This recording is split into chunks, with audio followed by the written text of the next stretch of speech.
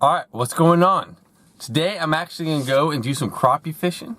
You might ask, why do some crappie fishing? Well, because catching other species can be challenging but also fun. So I'm going to spend some time doing some crappie fishing.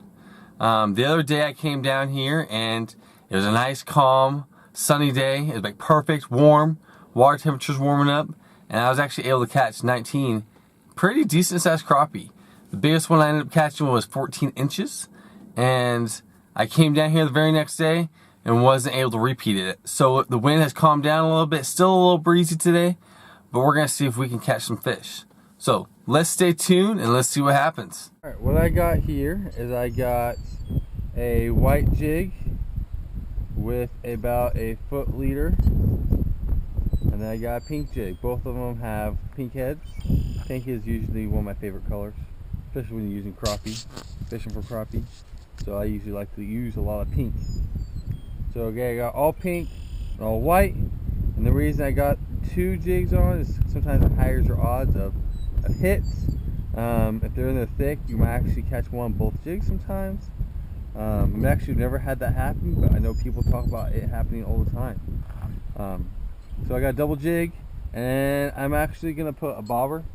I know this is a really big bobber to be using for this, but it's all I have. So we're gonna,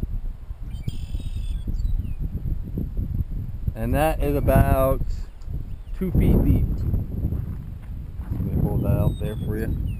So I got a bobber, and it's about 2.5 feet to my bottom jig, about a foot to my, about 1.5 feet to my first jig. So let's see what we can do. So this lake that I'm fishing at actually has a good high reputation for catching a lot of crappie. I know a lot of people come out here along the edge here, and really all they do is, I'm just going to cast it out. And you don't have to cast it out super far. And I'm just going to slowly reel it in. So I'll give it a couple cranks, stop it for a split second, a couple more cranks.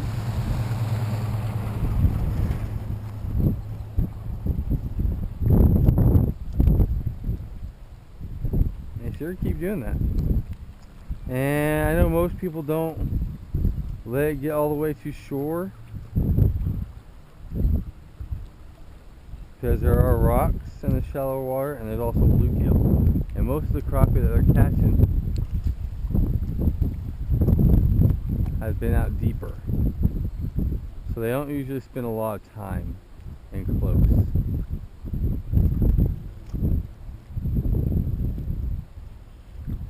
There's a hit. There's one. And that is how you do it. So here's my first crappie. Not a real big one, not even a keeper in my opinion, but it does show me that the fish are out here. So again, first crappie, a little one, but it works. And again, I just cast it out there, cranked it in a couple times, and boom, it hit.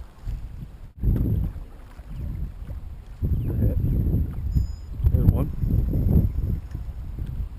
So again, if you find a spot that they're hitting, which right now it's on that log, and that's actually, in my opinion, a keeper. So that would be, I mean, on the borderline edge of keeping.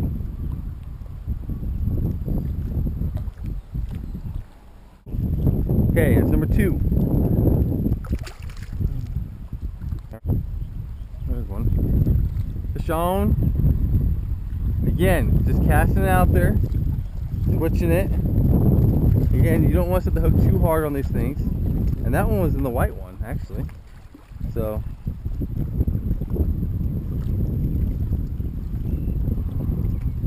again, on the borderline side of edible or keepable.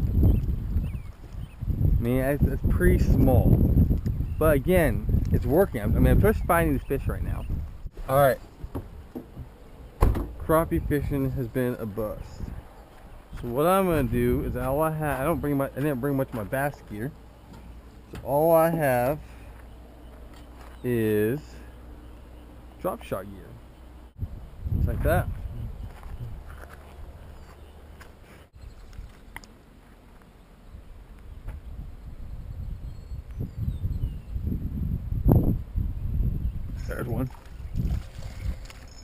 Finally.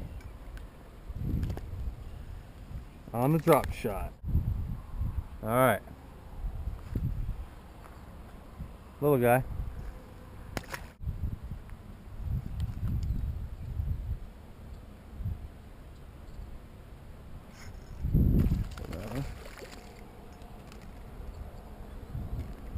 When you see your line swimming sideways, you know what to fish. There we go. That's a nicer, much nicer fish. Okay, stop flopping though, please. Alright, so there's my first little better fish. Again, now a monster. That leaves me at 4 crappie, 3 bass.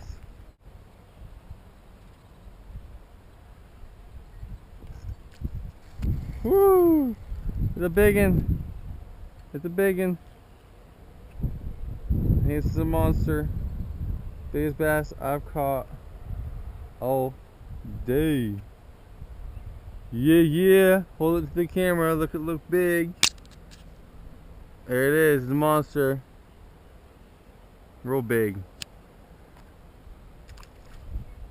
Okay, it really wasn't that big, but you get the point.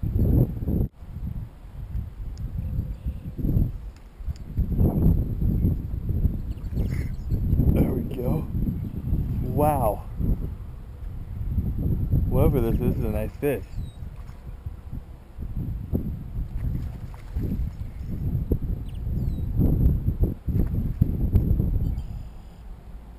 That was awesome.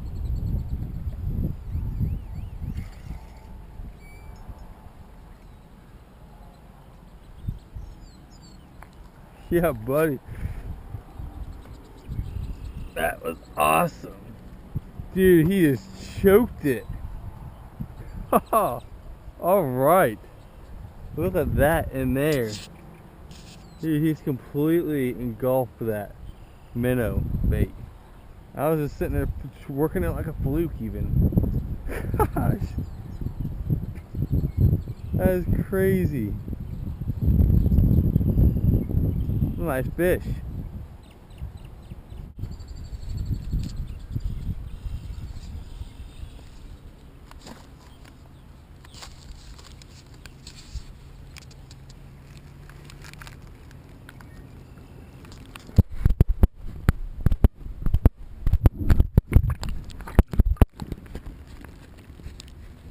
Yeah, buddy. Alright, so go ahead and call it quits. I think I ended up with 4 crappie and about 4 bass actually. So I didn't catch anything big. I didn't catch the crappie I wanted. And actually the bass fishing was a lot better. Should have brought more of my bass gear and focused more on the bass today. But I did manage to use something that necessarily was not in my comfort zone. I was able to try that drop shot and actually get a couple on that drop shot. And then when I lost my weight, I was actually just working it like a weightless fluke. And as you saw, I mean, the fish were hitting it actually, and they're working it.